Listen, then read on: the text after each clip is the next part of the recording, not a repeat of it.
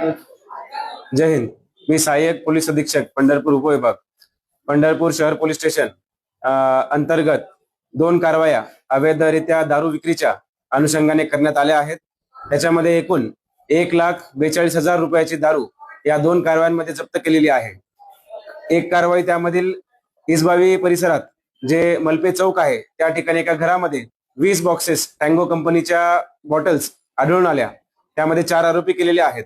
त्याचबरोबर आज एक 4 व्हीलर वाहन आणि 2 दुचाकी वाहन यांना गराडा घालून ट्रॅप लावून त्यांच्यातून दारू जप्त करण्यात आलेली आहे. त्यामध्ये 3 आरोपी आहेत. असे एकूण 7 आरोपी आणि एकूण जवळपास 11,40,000 रुपयाचा मुद्देमाल या 2 कारवाईमधून जप्त करण्यात आलेला आहे.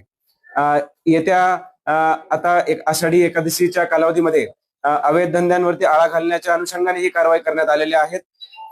माऊली पथक हे आमच्या पंढरपूर उपविभागाचं पथक आहे, ज्यामध्ये कुठल्याही अशा अवैध धंद्यांची माहिती मिळताच ताबडतोब त्यावरती कारवाई करून ह्या अशा वारी कालावधीत भाविकांना व जे इथे वारकरी येतात त्यांना कुठलाही त्रास न होण्यासाठी आम्ही दक्षता घेत आहोत आणि तशाच कारवाया पुढे सुद्धा चालू राहणार आहेत.